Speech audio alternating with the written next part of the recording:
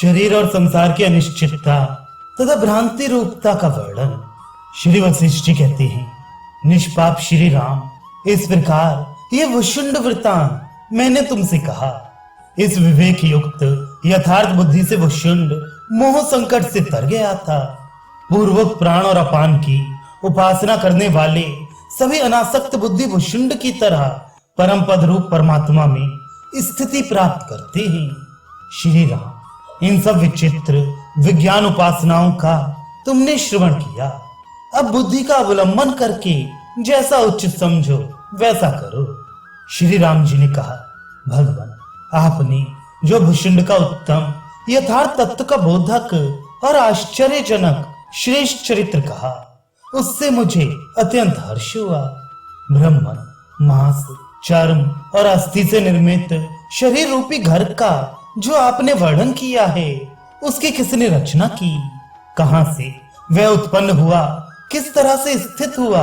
और उसमें कौन रहता है? श्री वशिष्ठ जी ने कहा, राघव, परब्रह्म रूप परमार्थ तत्व को जानने के लिए तथा संसार के कारण रूप अनेक दोषों के विनाश के लिए मेरे द्वारा तत्वतः कहे जाने वाले इस उपदेश को तुम सुनो। श्री राम, इस शरीर रूपी घर का जिसमें हड्डियां ही खंबे हैं, मुख आदि 9 दरवाजे हैं और जो रक्त और मांस से लीपा गया है, वास्तव में किसी ने भी निर्माण नहीं किया है। ये शरीर केवल आभास रूपी है, बिना निर्माता के ही अज्ञान से भासित होता है। यह देह प्रतीत होता है, इसलिए इसे सत कहा गया है, और वास्तव में ये नहीं है, इसलिए इसे असत कहा गया है। जैसे स्वप्न काल में ही स्वाप्निक पदार्थ सत से प्रतीत होते हैं, किंतु जागृत काल में वे असत हैं, उनका अत्यंत अभाव है। तथा जैसे मृग तृष्णिका का जल भी मृग तृष्णिका की प्रतीति होने पर ही सत सा रहता है, अन्य विचार काल में वह असत रहता है, वैसे ही देह की प्रतीत होने पर देह सत्य सी है और आत्मा का यथार्थ ज्ञान होने पर असत्य है, अर्थात उसका अत्यंत अभाव है।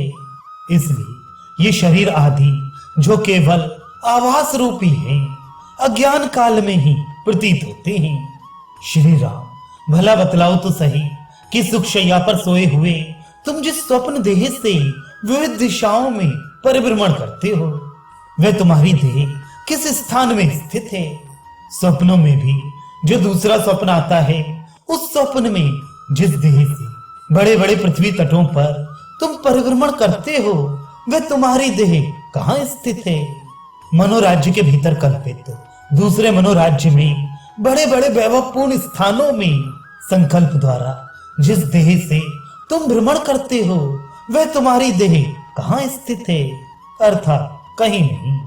श्री राम, ये शरीर जिस प्रकार मानसिक संकल्प से उत्पन्न अतीव सत्य और असत रूप है, ठीक उसी प्रकार ये प्रस्तुत शरीर भी मानसिक संकल्प से उत्पन्न अतीव सत रूप और असत रूप है।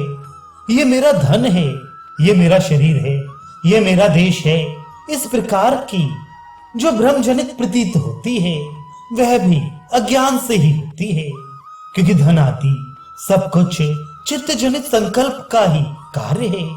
रघुनंदन, इस संसार को एक तरह का दीर्घ स्वप्न, दीर्घ चित्त भ्रम या दीर्घ मनोराज्य ही समझना चाहिए। स्वप्न और संकल्पों से, मनोराज्यों से जैसे एक विलक्षण बिना हुए ही जगत की प्रतीत होती है, वैसे ही ये व्यवहारिक जगत की स्थिति भी एक प्रकार से संकल्प जनित एवं अनिर्वचनीय ही है, क्योंकि वह बिना हुए ही प्रतीत होती है।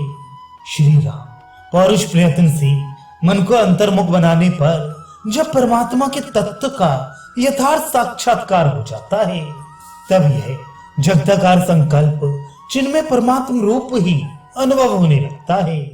किंतु यदि उसकी विपरीत रूप से भावना की जाए तो विपरीत ही अनुभव होने लगता है। भावना के अनुसार ही संसार है, क्योंकि ये वह है, ये मेरा है और ये मेरा संसार है। इस प्रकार की भावना करने पर देह आदि जगत रूप संकल्प जो सत्य सा प्रतीत होता है वह केवल सुदृढ़ भावना से ही होता है। दिन के व्यवहार काल में मनुष्य जैसा अभ्यास करता है वैसा ही स्वप्न में उसे दिखलाई पड़ता है। उसी प्रकार बार बार जैसी भावना की जाती है वैसा ही यह संसार दिखलाई देता है। जैसे स्वप्न काल में थोड़ा सा समय भी अधिक समय प्रतीत होता है, वैसे ही यह संसार अल्पकाल स्थायी और विनाशशील होने पर भी स्थिर प्रतीत होता है। जैसे सूर्य की किरणों से मरुभूमि में मृत तृष्णा नदी दिखाई देती है, वैसे ही ये पृथ्वी आदि पदार्थ वास्तविक ना होने पर भी संकल्प से सत्य से दिखाई देते हैं। जिस प्रकार नेत्रों के दोष से आकाश में मोर पंख दिखाई देते हैं, वैसे ही बिना हुए ही यह जगत मन के भ्रम से प्रतीत होता है। किंतु दोष रहित नेत्र से जैसे आकाश में मोर पंख दिखाई नहीं देते, वैसे ही यथार्थ ज्ञान होने पर यह जगत दिखलाई नहीं पड़ता। श्री राम, जिस प्रकार डरपोक मनुष्य भी अपने कल्पित मनोराज्य के हाथी बाघ आदि को देखकर भयभीत नहीं होता, क्योंकि वह समझता है कि मेरी कल्पना के सिवा और कुछ नहीं है, वैसे ही यथार्थ ज्ञानी पुरुष इस संसार को कल्पित समझकर भयभीत नहीं होता, क्योंकि ये भूत भविष्य वर्तमान तीनों जगत प्रतीत मात्र ही हैं। ये वास्तव में नहीं है, इसलिए सत्य नहीं है, और उनकी प्रतीत होती है इसलिए उनको सर्वथा असत्य भी नहीं कह सकते। अतः अन्य कल्पनाओं का अभाव ही परमात्मा का यथार्थ ज्ञान है। इस संसार में व्यवहार करने वाली सभी मनुष्यों को अनेक प्रकार की आपदाएं स्वाभाविक ही प्राप्त हुआ करती हैं, क्योंकि ये जगत समूह वैसे ही उत्पन्न होता है, बढ़ता है और विकसित होता है जैसे समुद्र में बुदबुदों का समूह। फिर इस विषय में शोक ही क्या। परमात्मा जो सत्य वस्तु है वह सदा सत्य ही है, और ये दृश्य जो असत्य वस्तु है वह सदा असत्य ही है। इसलिए माया रूप विकृति के वैचित्र से प्रतीयमान इस प्रपंच में ऐसी दूसरी कौन वस्तु है जिसके विषय में शोक किया जाए। इसलिए असत्य भूत इस संसार में तनिक भी आसक्ति नहीं रखनी चाहिए, क्योंकि जैसे रज्जू से बैल दृढ़ बन जाता है वैसे ही आसक्ति से यह मनुष्य दृढ़ बन जाता है। अतः निष्पाप श्री राम यह सब ब्रह्म रूप ही है। इस प्रकार समझकर तुम आसक्ति रहित हुए इस संसार में विचरण करो।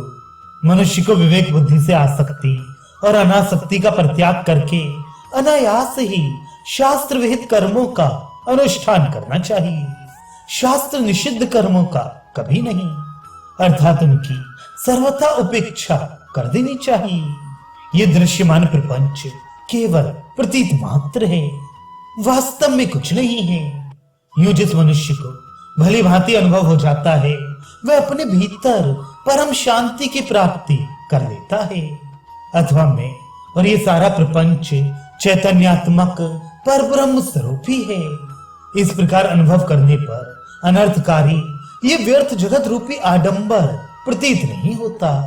श्री राम, जो कुछ भी आकाश में या स्वर्ग में अथवा इस संसार में सर्वोत्तम परमात्म वस्तु है वे एकमात्र राग द्वेष आदि के विनाश से ही प्राप्त हो जाती है।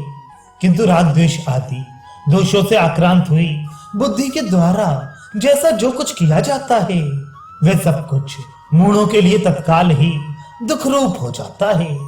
जो पुरुष शास्त्रों में निपुण चतुर एवं बुद्धिमान होकर भी राग द्वेष आदि से परिपूर्ण है वे संसार में शृगाल के तुल्य है, उन्हें धिक्कार है।